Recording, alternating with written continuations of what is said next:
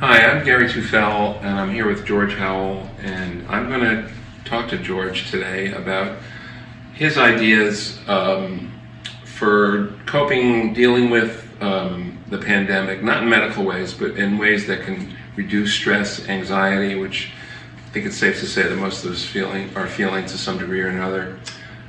So let me start by asking George, before I do that, I just want to thank Kevin and everyone at the Palms for letting us do this here, and Randy Smith for letting us use this tripod.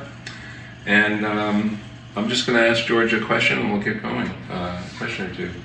So George, maybe you can explain, just in general and specifically to, a little bit about your history, what brought you to the Wonder Valley, what is it that keeps you here, and then describe a little bit some of what you're going to talk about as far as coping mechanisms for the anxiety, for all the other bad stuff that comes with this, and maybe it'll help people to, deal with it a little bit. Okay, sure.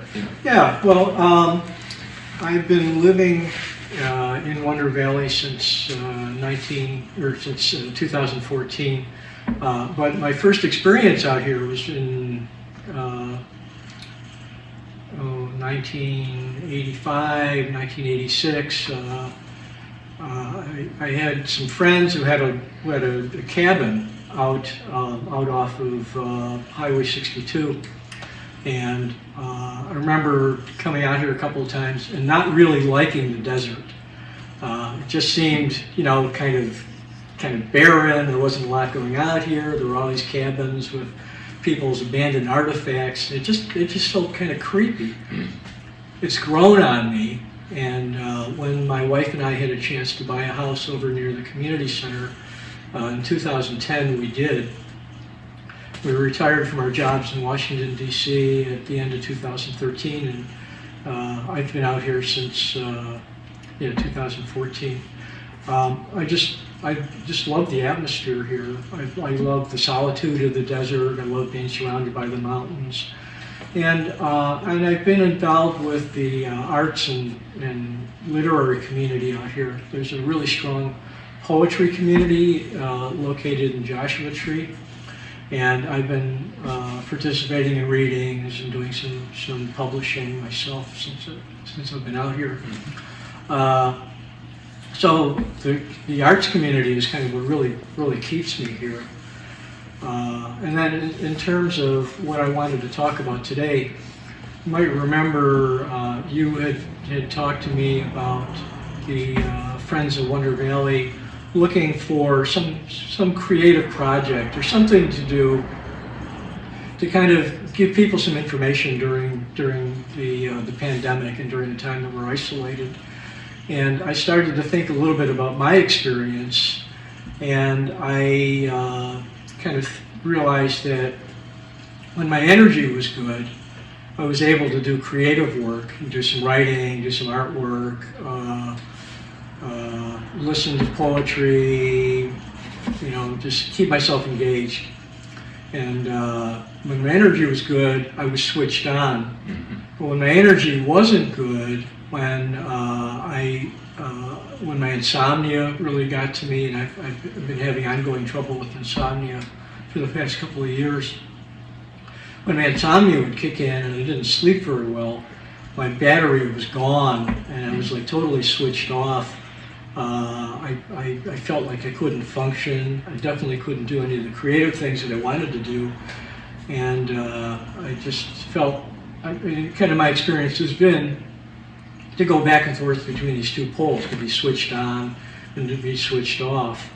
And so one of the things I wanted to do today was to share a little bit of poetry that comes from that experience of being switched on and being switched off, and describe a little bit about some of the things that I've been doing in terms of meditation and some therapeutic practices that I've learned over the past few years that have kind of helped me deal with when I'm in that switched off state.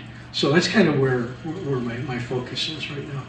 Okay, this is very interesting, and I think it's. I mean, I'm inferring from what you say that this can apply to anything. It can apply to the things you're going to talk about and expand on.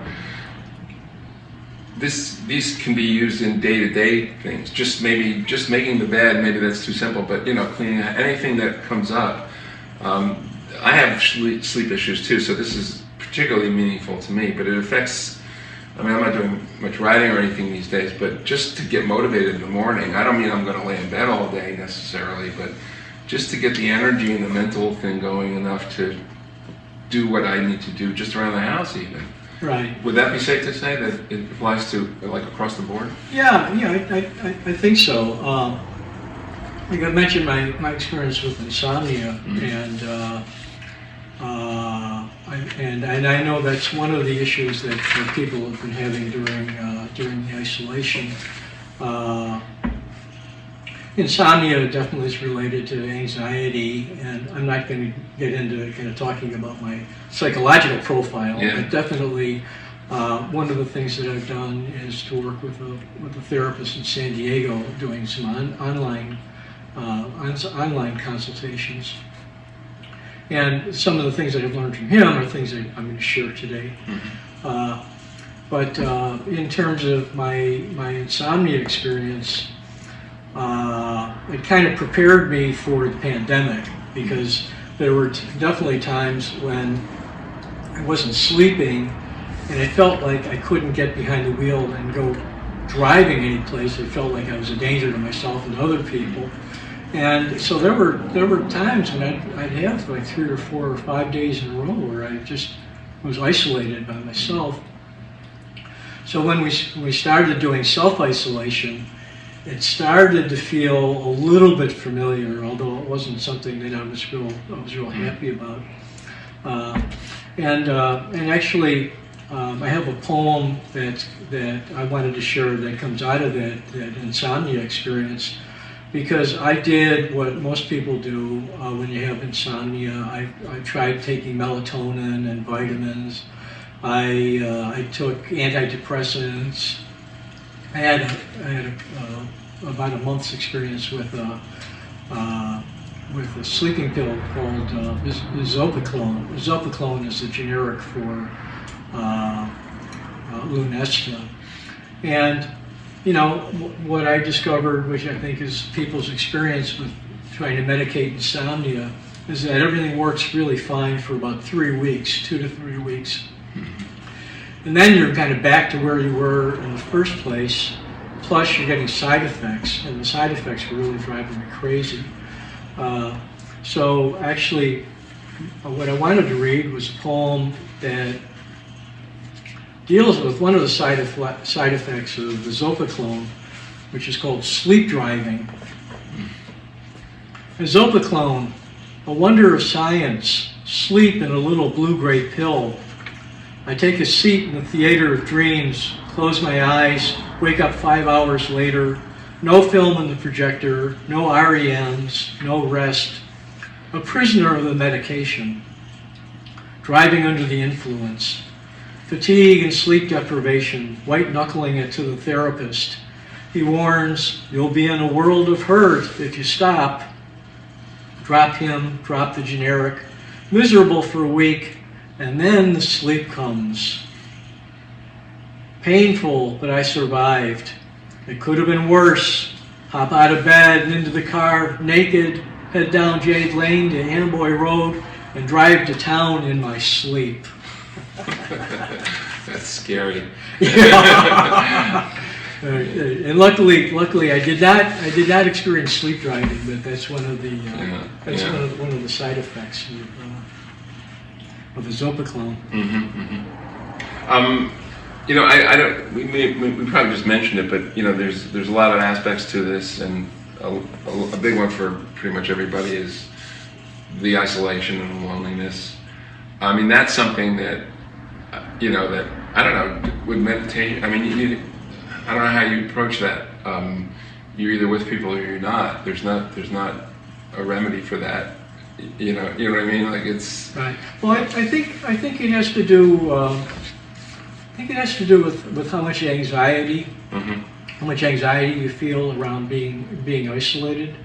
I mean, when I'm switched on, when I feel like my energy is really good, I do things that I think are kind of practical advice you get from people for maintaining good mental health.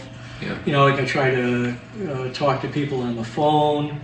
I try to eat regularly, get exercise.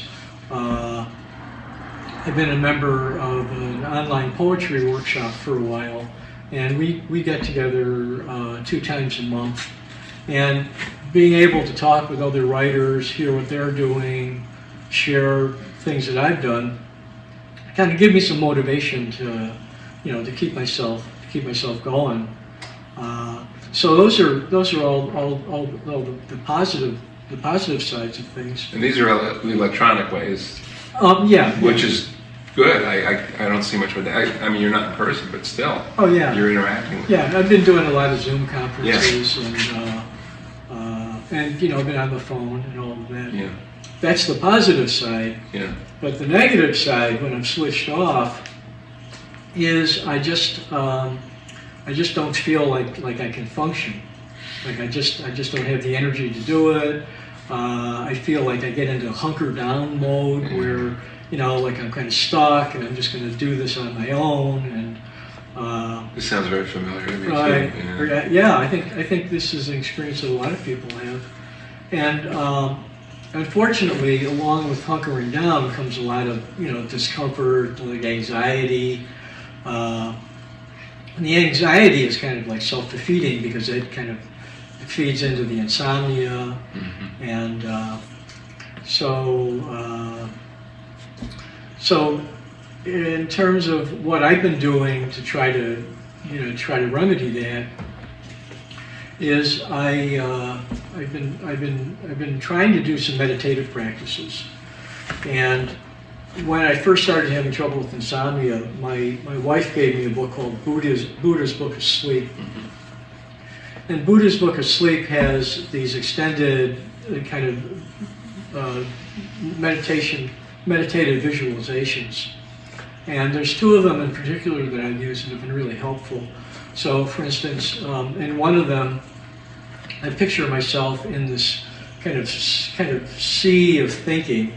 You can't get to sleep because your mind is spinning, and your mind sort of generates these waves of words.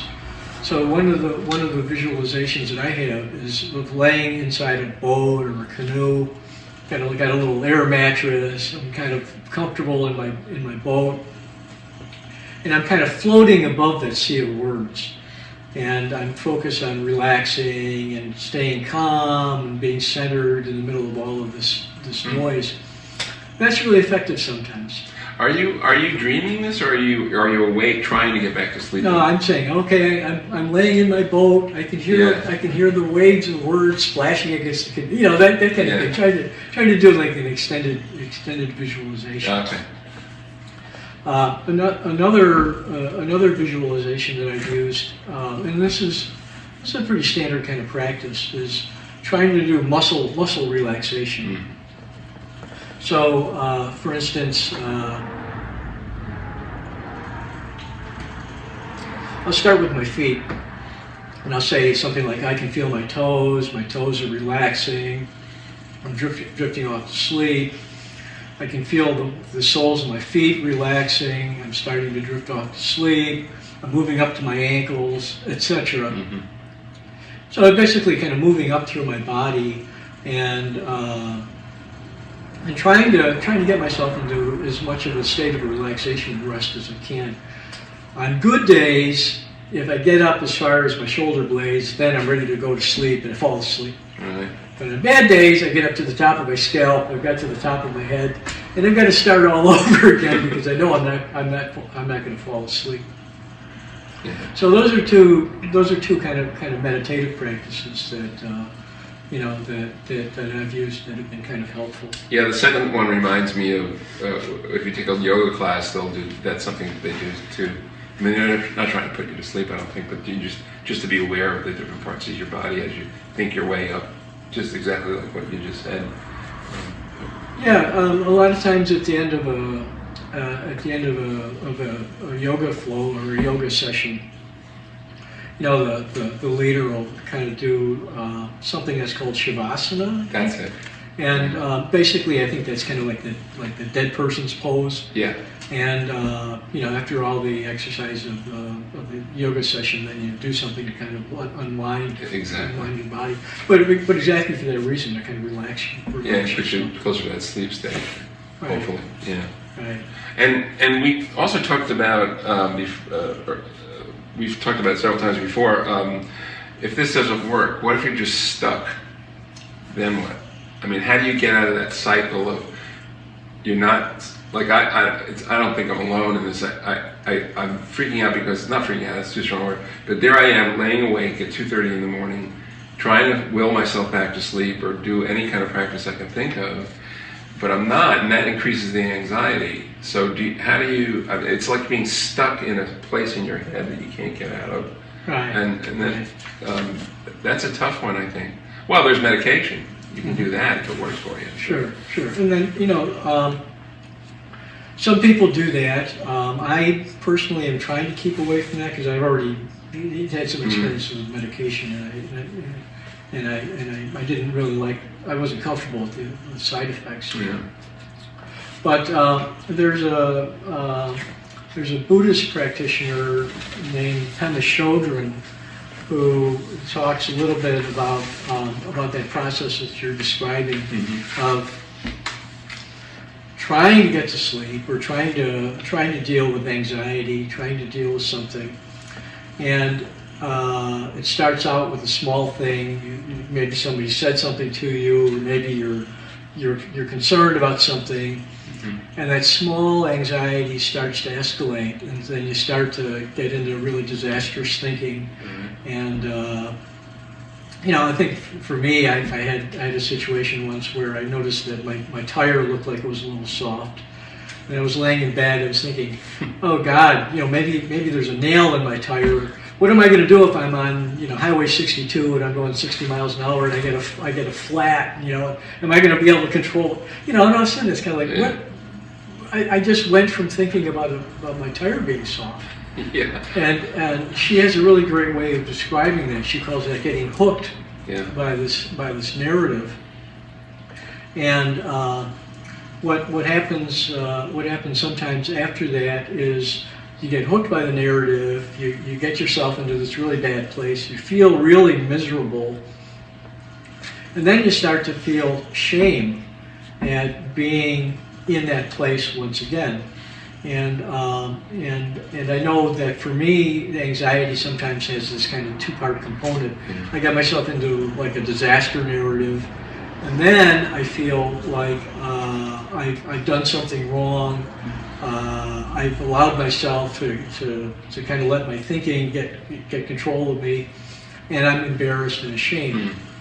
She had a really great way of describing this. She calls those two arrows.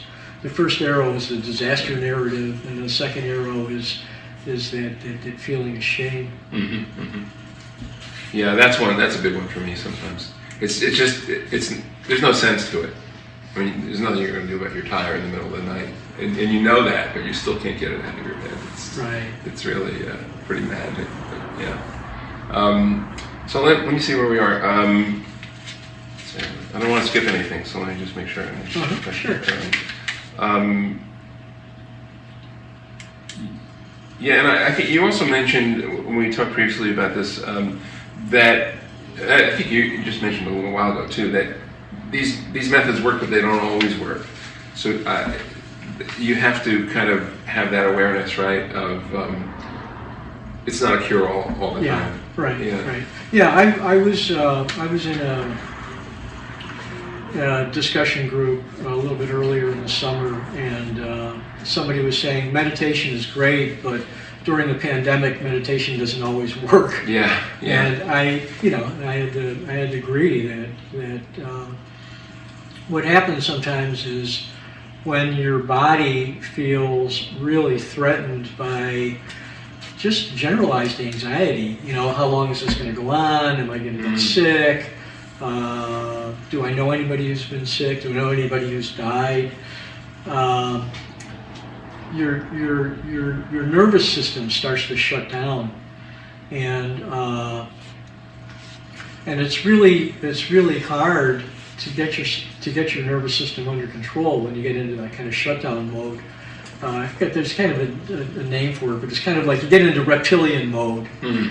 Like your body just kind of goes into collapse. And actually, I heard somebody the other day talking about a technique that she uses when she gets into kind of collapse mode.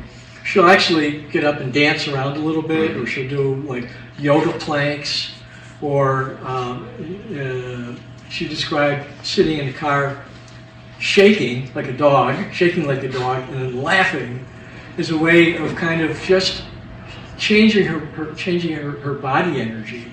Now, I haven't really tried shaking like a dog and laughing, but I know that one of the other kind of therapeutic ideas that I've learned from this therapist in San Diego is this idea called radical acceptance.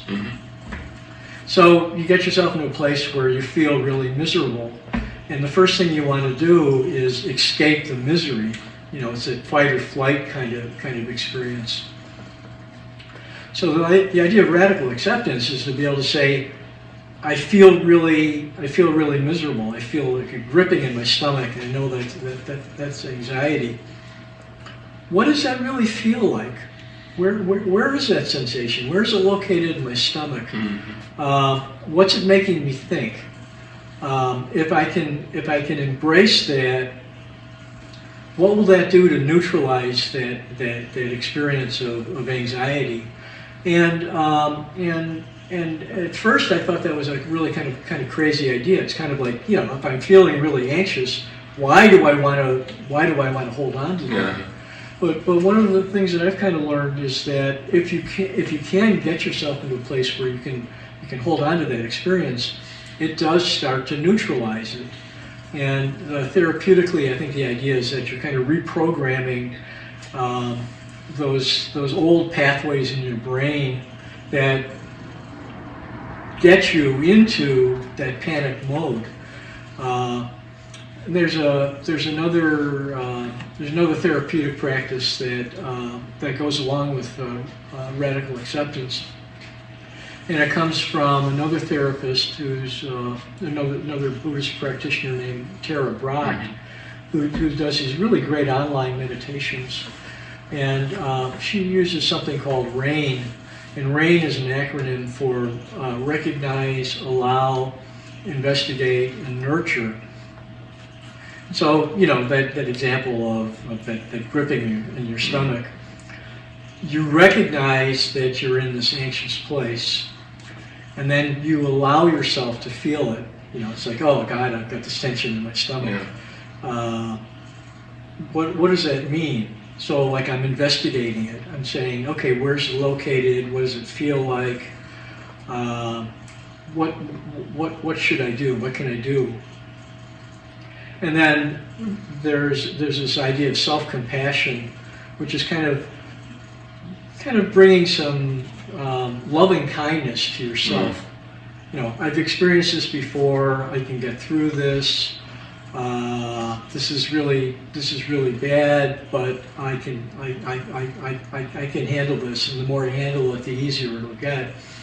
One of the things that I visualize once in a while is thinking about my inner child kind of being really hurting. Because my inner child is feeling all this anxiety, and I visualize myself as kind of a big brother, and I've got my arm around my inner child's, my suffering inner child, and I'm kind of nurturing myself and giving myself some comfort. And as much as that sounds kind of like a kind of funny idea, I mean, picturing yourself putting your arm around your child, it really is a kind of an effective technique for being able to give yourself some self-love. Mm-hmm. So that RAIN process is really great. That's another one that I use when I get myself in that really stuck place. That's good to hear. I haven't tried that. It sounds like it can be a little intimidating the first couple of times or more that you do it, but I think the positive part of it is that you're really dragging this right out into the light so you can examine it and confront it. Mm-hmm. Is that a fair way to... Yeah. And I think it's the idea that there's some things you can deal with kind of rationally. Mm-hmm. I feel this gripping in my stomach, and I can say, oh, if I just relax, it'll settle down. But when you get into that place where things have really escalated, then you're starting to get into a shame cycle and all of that, then sometimes the techniques that I'm describing are effective, and sometimes they aren't, and you're just miserable. I'm just miserable for a couple of hours, and then eventually things settle down. Actually, I have another poem that I wanted to share, kind of about that process of kind of recognizing my inner child and having my inner child kind of help me a little bit in terms of being able to kind of deal with anxiety. So this one is called Dream Numbers, and I dedicated this to Brenda Littleton, who's a Jungian therapist who lives in Joshua Tree and has been doing some really great online therapy workshops, or therapy and meditation workshops over the past couple of months. And she helped me kind of understand some of the images. And in this dream I had, the poem is kind of based on a dream, and she was able to kind of puzzle through some of the elements for me. So this is called Dream Numbers.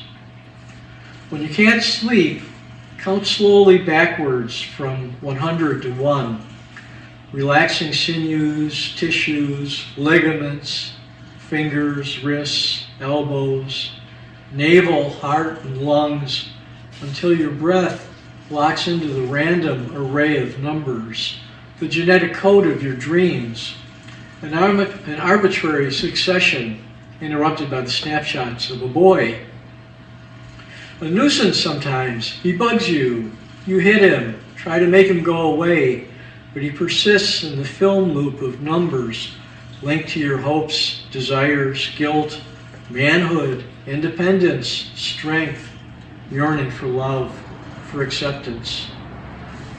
A little boy, a big boy, dream boy, inner boy, who protects you from the bomb, because there's always a bomb as a product of these numbers. Time bomb, atom bomb, population bomb, an impending bomb at the edge of infinity. Make friends with the boy. He'll keep you safe from the numbers beating a rhythm of self-deception. Make friends with the bomb. It'll blow up your stuckness, the habits of perception, the cultural norms, the expectations that keep you trapped in a daylight reality worse than any groggy dream narrative. Very nice. Yeah. So that's kind of using some of those meditative techniques and and dealing with the child and the bomb. Yeah. And the bomb is kind of those disastrous things that actually kind of exist as a gift. They give you an opportunity to make changes and to get yourself into a better place, even though they feel threatening. Yeah. Yeah, that's I think this is all very useful, and it would be no matter what time and space we were in now, but especially now, obviously, the way things are going. I just don't want to think that I skipped at anything. Is there anything that you wanted to cover that I didn't ask about? Well, one of the things that I thought about when we first talked about this was trying to maybe do a series of interviews with some of the artists and writers that we know out here, because Wonder Valley is really full. Shake a creosote bush and an artist will fall out of the bush. Yes, absolutely. I mean, there's just lots and lots of artists out here, and I thought that it might be really interesting to hear from some other people in terms of work that they've been able to do during this pandemic time. When you've got lots of time on your hands. Mm-hmm. What have you done? What have you been able to create? And when you get into those switched off times when things just aren't working for you, what have you done? How have you dealt with that creative downtime? So so I think that's that might be something to pursue. I agree. That sounds like a wonderful idea to me. And there's certainly no shortage of artists and musicians out here, and we know a lot of them. And everybody's dealing with this on some level. I think that would be a great thing to pursue. I'd like to do that myself. Right. Yeah. Yeah. Actually, I had something that I wanted to share, because this was kind of funny. Yeah. When we first talked about this, I thought, okay, here's a really great idea. I went to bed and I had a dream, and the dream was about creativity. And so I had this dream last night. I was dreaming just what could be a good creative activity for here in Wonder Valley. I saw vines hanging from trees and thought, oh great, climbing vines, exercise, expending energy. But there aren't enough trees out here. My dream said, don't worry about that. That's the power of imagination to alter reality. So that's a plus. So then the UAW heard about the project and got excited. Industrial workers recognizing the creative response to climate change build tree houses in Wonder Valley. But of course, that is political. And then I thought, okay, but labor activists and Bernie Sanders would really go for that. And then I woke up and I thought, wow, what a dream. That's a perfect dream for this part of for the whole year, pretty much. Yeah, for 2020. sure. Okay, well, I wanted to thank you for asking me to have this conversation. Oh, my pleasure, George. I really enjoyed hearing what you had to say. All right, and I hope that I hope that I've shared some ideas that people would find useful. Mm-hmm. A couple of disclaimers. Yeah. One is that sometimes these work, sometimes they don't. And I'm not a therapist. I'm just applying some of the practices that I've learned over the past 2 years, mm-hmm. coming out of my insomnia experience. But kind of focused on meditation and some therapeutic practices. And then the other thing is that I'm not a Buddhist, and I wouldn't claim to be. But listening to people like Tara Brach and Pema Chodron, I've heard some things that seem to have some real psychological truth to them, and I've been able to use them as I can. And so I really appreciate the opportunity to kind of share that experience. Oh, that's great. It's a good opportunity to get the word out to people. Take from it what they will, but I don't think I'm imagining this. There's a need. I mean, people are stressed out and anxious, and so anything that helps with that is excellent. So, all right. Thanks. Well, thank you, Gary. Thank you, George. Thanks. And thanks, Kevin, and thanks to the Palms. Thanks to the Palms and the Wonder Valley. All right. Yeah. Oh, and Randy Smith. And Randy, I mentioned before, Randy Smith for the tripod. Right. Absolutely. Right. Okay. Thanks, Kevin. Thank you, Kevin.